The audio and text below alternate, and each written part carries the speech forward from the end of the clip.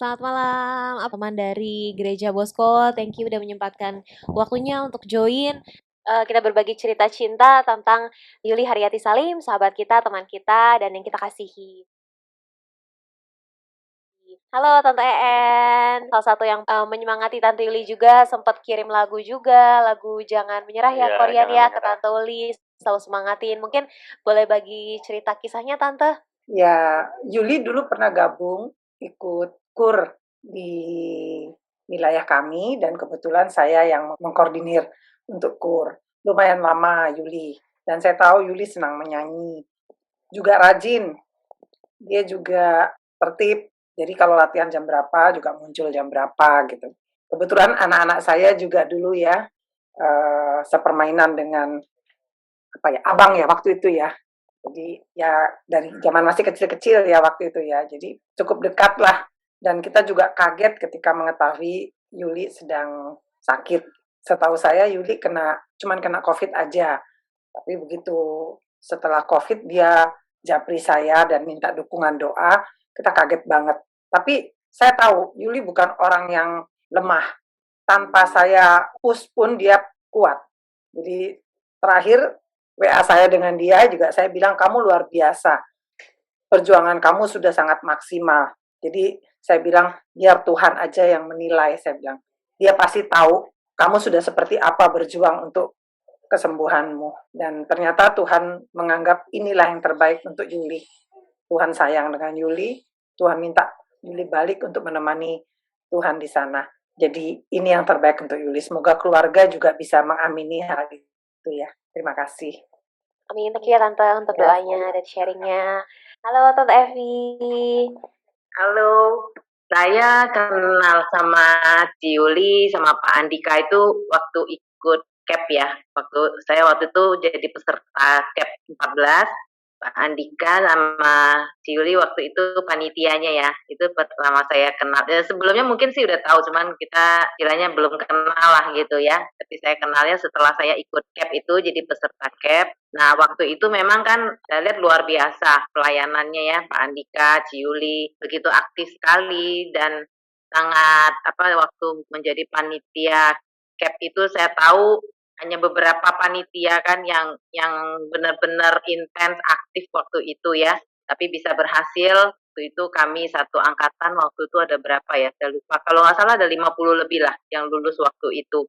Jadi walaupun panitia yang waktu itu benar-benar intens, yang selalu hadir setiap ada pertemuan CAP itu, ada pertemuan hadir di situ ya kan, dan ya itu hanya beberapa panitia, Pak Andika, Ciuli, ada Pak Hans waktu itu ya kan. Nah, sampai selanjutnya saya menjadi ketua panitia CAP untuk CAP 15 itu juga kan dibimbing ya, dibimbing juga sama Pak Andika, termasuk ada Ciuli juga waktu itu juga ada membantu juga mengenai ada beberapa hal yang kita belum ngerti ya kita nanyanya sama Ciuli gitu. Lalu yang terakhir saya masih ada kontak sama Ciuli yang waktu kena COVID. Jadi waktu itu kan memang yang lebih parah kondisinya Pak Andika. Jadi saya kan waktu itu tahu kondisi Pak Andika waktu itu agak mengkhawatirkan. Jadi di situ saya banyak chatting dengan Ciuli ya kan.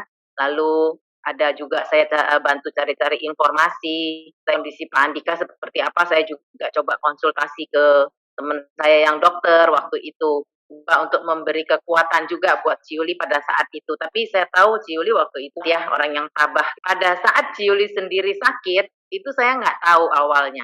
Karena si Ciuli nggak pernah cerita ke saya akhirnya dengar dari orang lain bahwa Ciuli sedang sakit. Tapi ya ini jadi ada kesalahan saya juga sekarang. Pada saat itu saya nggak berani menghubungi Ciuli karena saya dengar kondisi sakitnya itu cukup serius, saya ragu-ragu gitu, saya nggak berani menghubungin, nggak berani tanya mengenai penyakitnya atau apa gitu, saya nggak berani. Paling ada sekali-sekali hanya obrolan biasa aja, say hello atau apa begitu aja gitu. Kayak waktu kemarin itu kan Natal, ucapin selamat Natal atau tahun baru seperti itu aja. Tapi mengenai kondisi sakitnya sendiri saya nggak berani nanya sama Ciuli waktu itu ya. Jadi ya sampai terakhir akhirnya Ciuli pergi, saya juga ya saya nggak sempat banyak ngobrol lagi ya di akhir-akhir waktu COVID itu malah yang saya agak banyak ngobrol waktu itu sama Ciuli ya, hampir tiap hari saya ada tanya perkembangan Pak Andika bagaimana, Ciuli kondisinya seperti apa pada waktu itu. Malah setelah terakhir saya malah nggak berani, bukan ini ya, kepengen tapi takut gitu loh, takutnya nanti malah membuat Ciuli jadi malah sedih gitu. Jadi saya nggak berani. Hanya cuma saya dengar-dengar aja dari teman-teman yang lain, ya cuma saya bawa dalam doa. Sekarang Ciuli sudah mendapatkan yang terbaik. Amin. Thank you ya Tante Evi sharingnya. Ya. Selanjutnya ada Beng Haryanto, guru, mentor, sekaligus sahabat dari Tante Uli ya. Udah kenal Tante Uli lama banget. Halo. Halo Pak. Mengenai Yuli di mata Pak Beng. Yuli di mata saya selalu lihat Yuli itu kesannya selalu tersenyum, orangnya masih lemah lembut, nggak pernah marah kali ya. Kayaknya nggak pernah marah itu. Ya, orang baik juga dan setia, taat. Selama saya kenal ya jalanin hidup dengan simpel begitu. Ya, itulah Tuhan saya sama dia. Terima kasih Pak Beng. Halo, selamat malam. Selamat malam Halo. Om. Saya kurang lebih sama lah dengan si Evi lah ya. Jadi domba sesat yang ditangkap sama Pak Andika sama Bu Yuli lah. Sama ketemu Pak Andika sama Bu Yuli juga pada saat saya ikut gap. Habis itu Pak Andika banyak ajak saya untuk terlibat. Terus juga akhirnya mulai saya ikut pelayanan. Terus juga Pak Andika yang mentoring saya untuk jadi katekis. Buat saya Pak Andika sama Bu Yuli sih ya mentor saya lah, yang bawa saya kembali ke istilahnya domba yang hilang lah. Tapi nggak tahu sekarang masih domba atau udah jadi ini Pak Andika ya. Jadi kurang lebih seperti itulah. Saya semalam saya ngomong ke Pak Andika, saya bersyukur lah bisa mengenal Bu Yuli sama Pak Andika lah. Dengan mengenal beliau berdua ini beda lah ya. Perjalanan iman Katolik saya, terus saya juga jadi ikut turut di dalam pelayanan lah. Nah, sekali lagi saya sih berterima kasih banget sama almarhum. Ya. Nah, kurang lebih demikian lah. Terima kasih juga Pak Budi. Kita hidup sebagai orang Katolik juga melayani Tuhan di dalam perannya kita masing-masing, nggak akan pernah selesai sampai akhir hidup kita. Ciopi, boleh Ciopi cerita tentang Yuli Ciopi. Selamat malam semuanya. Yuli, ya tentu satu paket ya dengan Andika. Itu tidak bisa dipisahkan. Betul ya? Jadi di mana ada Andika, di situ ada Yuli yang mendukung dari belakang. Biarpun kita ya, Andika menjadi ketua ini, ketua itu, memang Yuli tidak, tapi orang di belakang Andika adalah Yuli. Saya mengenal Yuli itu juga di CAP ya. Pertama kali saya kenal Pak Andika tentu lewat ada Pak Beng, Bu Vera, waktu suami saya katekumen. Pak Beng sama Pak Andika adalah katekisnya. Saya ikut katekumen walaupun saya sudah dibaptis. Memang sudah janji dengan Aji kalau dia katekumen saya akan ikut menemani. Jadi dalam kelas itu saya mungkin termasuk yang lebih banyak bertanya daripada para katekumen itu sendiri. Betul nggak Andika? Ya Pak Beng juga ya, saya banyak mendapatkan hal-hal baru karena terus terang ya sebelum itu saya ya Katolik KTP ya. Nah setelah suami Aji mau dibaptis, Bu Vera itu yang mengajak saya untuk menjadi ketua panitia pembaptisan katekumen. Nah dari situ saya di support terus, didorong terus untuk ikut CAP. Dari situ mengenal dekat dengan Yuli di situ. Nah, setelah dari CAP, memang kita banyak dalam pelayanan gereja, saya mulai masuk ya, sebelumnya sih saya tidak. Nah, sosok Yuli yang saya kenal adalah yang seperti pernah saya sampaikan, dia orangnya memang lemah lembut, bicara halus, tidak pernah kelihatan marah, dan yang saya ingat selalu adalah dia suka bercerita. Dia suka sekali kalau ketemu tuh langsung, Saf, lu tahu nggak gini. Nah itu. Dan kalau dia bercerita ngobrol nih, bisa suara entar gede, entar kecil, dan bisik-bisik. Itu kan gayanya Iya. dia, betul ya? Jadi membuat pembicaraan itu jadi seru gitu. Dia kalau udah biskuit kita semua deket. Dia tuh seru. Biarpun bukan orang yang berapi-api ya. Dia bukan orang yang berapi-api yang bicaranya kenceng gitu, enggak. Bertolak belakang dengan saya yang ceplos-ceplos. Orangnya tuh ya tutur bahasanya baik, tapi dia suka bercerita. Dan seru sekali kalau bicara dengan dia. Ada banyak, dia tuh seperti pusat informasi. Jadi banyak hal yang kita tidak tahu, tuh dia bisa tahu gitu. Dan itu sering kalau udah ketemu, wah diceritain, wah begini-begini, ini seru sekali. Saya kalau ketemu Yuli tuh bisa cerita nggak habis-habis. Karena memang saya juga nggak tahu dia mungkin karena temannya banyak, sehingga informasinya pun dia banyak tahu gitu loh. Jadi memang kalau udah ketemu dia ceritanya banyak. Sebagai sahabat, dia tuh sangat baik. Tentu dengan Andika juga. Kita kan berpuluh tahun ya bersama-sama dalam pelayanan maupun sebagai sahabat. Dia memang waktu itu sering ngajak ke Cijeruk, tapi belum kesampaian. Keburu pandemi. Nanti Pak Beng ya, ikut ya aku ya. Kalau ke Cijeruk, kita sama-sama bisa banyak cerita mengenai Yuli.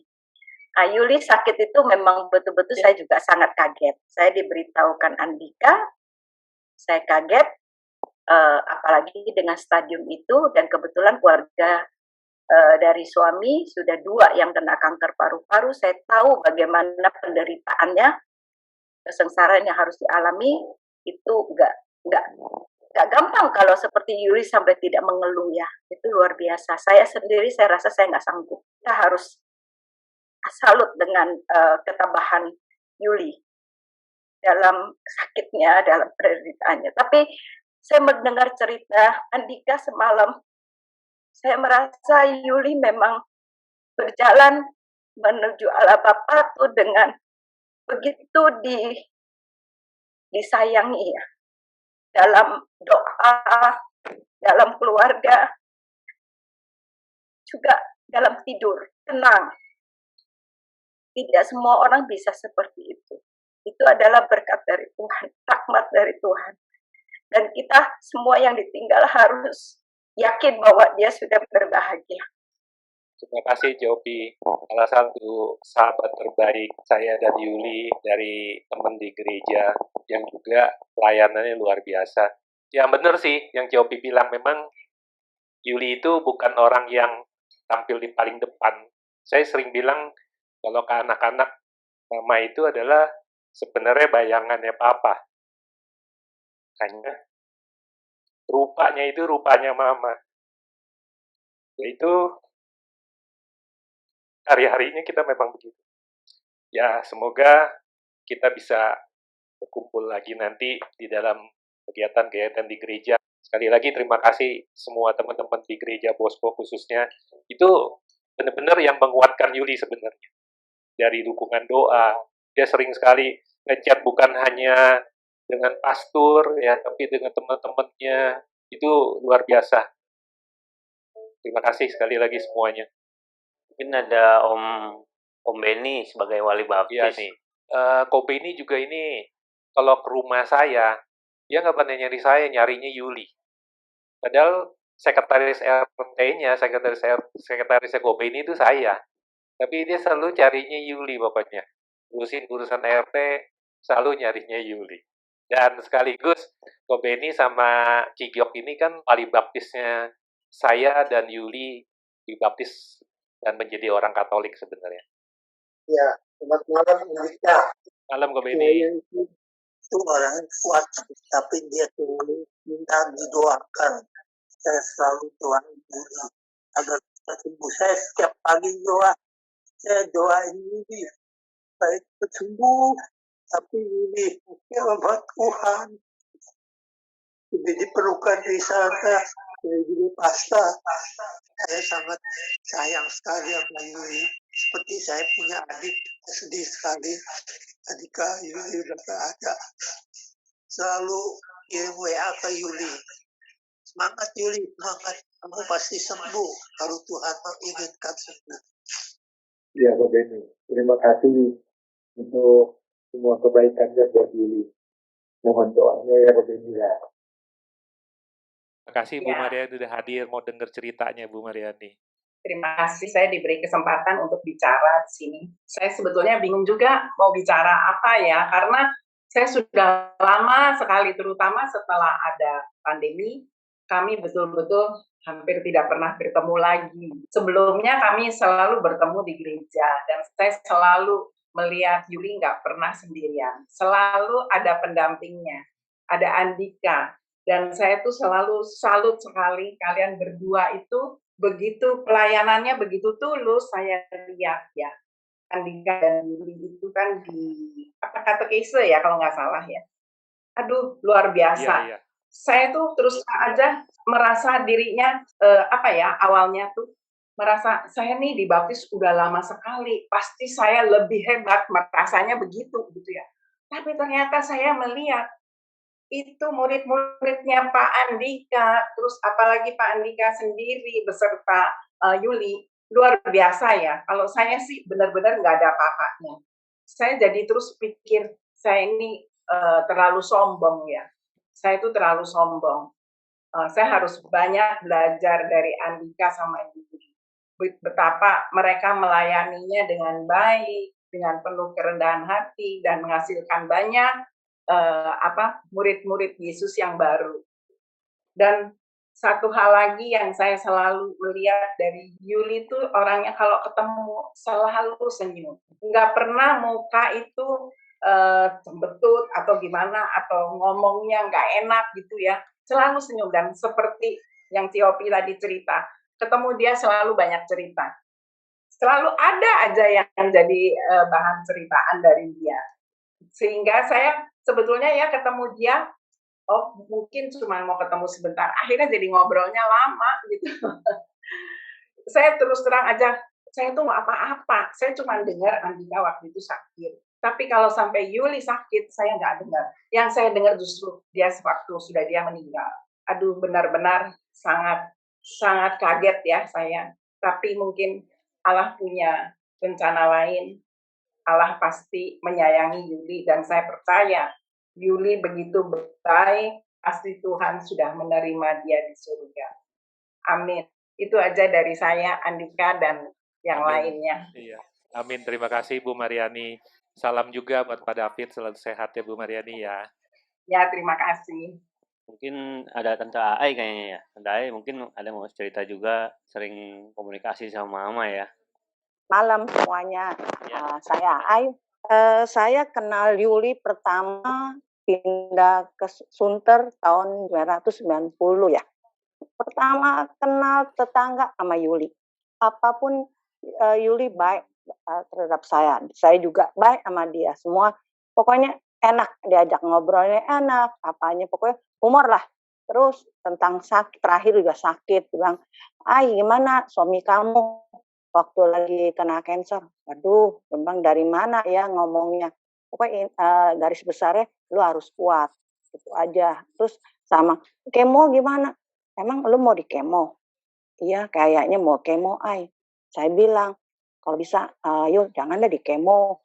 Soalnya gue udah ngerasain ngadepin laki gue, buang duit banyak, dipanggil Tuhan juga. Tapi yang gue udah denger dari temen ada 4 orang, mamanya ataupun saudaranya kena cancer, dia tidak mau di kemo. Jadi dia kurung, istilahnya kurung itu diobatin aja. Jadi umurnya panjang, sampai ada yang 10 tahun mamanya. Terus Yuli bilang, oh gitu ya. Iya Yul, itu mah tergantung kamu ya. Dan juga itu obat kemo tuh semua nggak bagus loh. Karena saya ngalamin gitu. Terus dia diam aja, terus masih gue sakit, ini gue gini. Ya lu sabar, lu kayaknya model kayak laki gue yang bisa tahan sakit. Kalau cancer tuh nggak ada yang nggak sakit. Iya, terus udah terakhir dia bilang, ini yang terakhir dia minta, gue kepengen ikan bandeng, pindang bandeng, tapi punya ikan tenggiri enak gak? Wah nggak enak Yul, saya bilang gitu. Kenapa? Kayaknya nggak, bukan tipenya gitu loh. Terus nanti deh gue bikinin.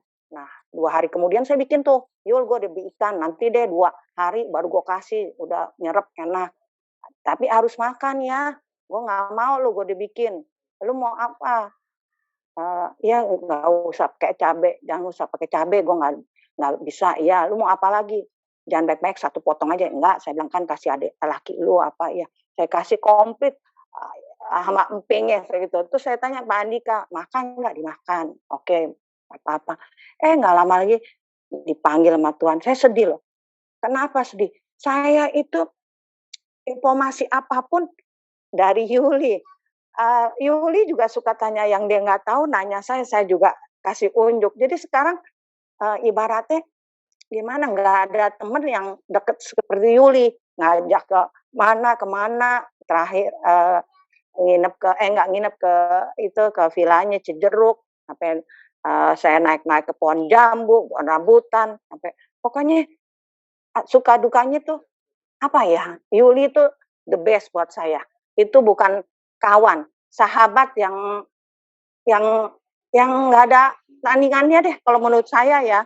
Jadi makanya saya kehilangan banget sama Yuli. Soalnya Yuli gimana ya, dari anaknya si abang waktu pertama mau sekolah ke China, dia nanya saya. Dia banyak nanya, abang juga nanya. Jadi saya, aduh, benar-benar kehilangan. Itu aja. Selamat malam.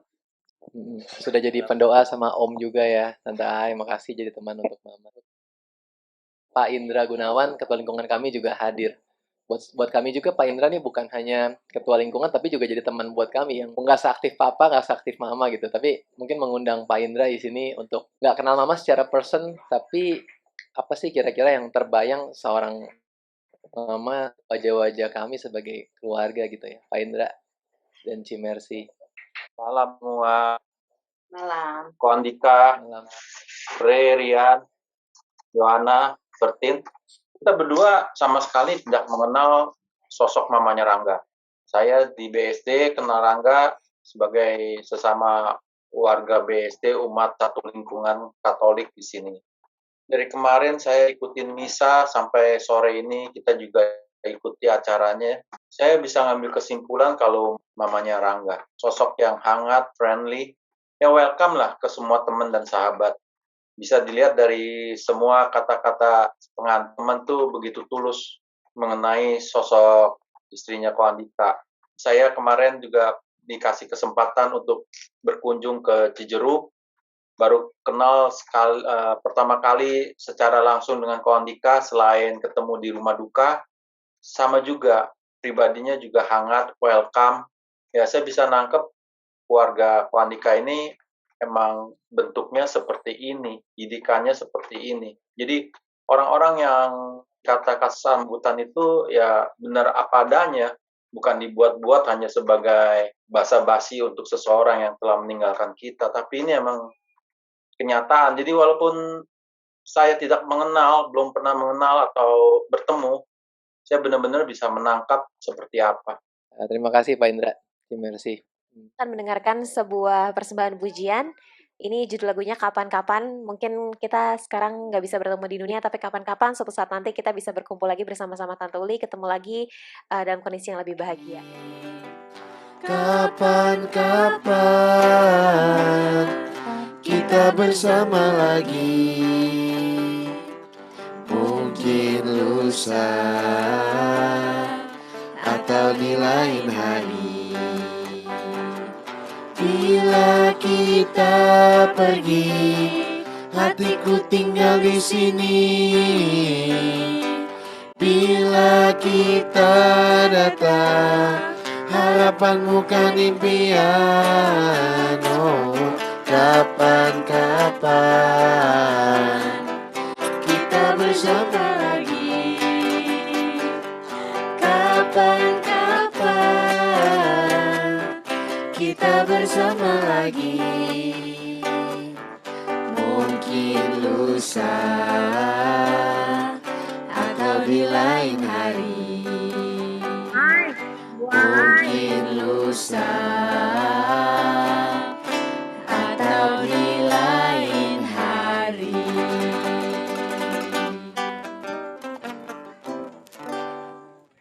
Semoga kita semua selalu diberkati Tuhan, selalu diberikan kesehatan, bisa terus melayani dan tetap menjadi umat Katolik yang baik.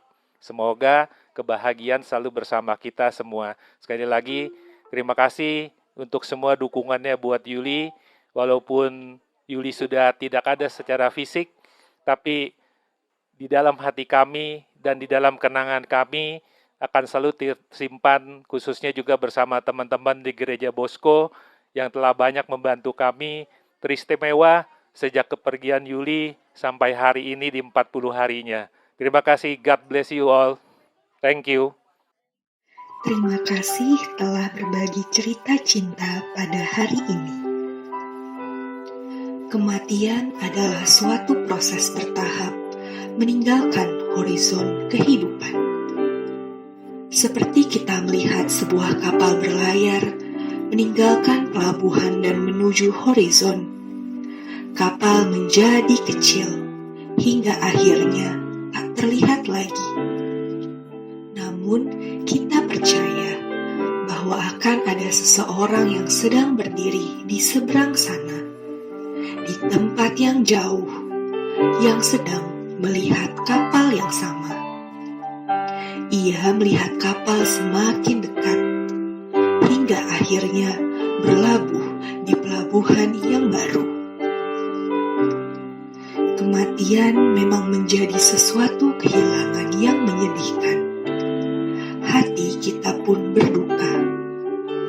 Namun, saat kita memikirkan tentang dia yang sedang berdiri di tepi pantai lainnya, yang sedang menanti orang yang kita cintai dan menghantarkan ke kediaman barunya, maka senyum akan merekah, menghapus tetesan air mata kita.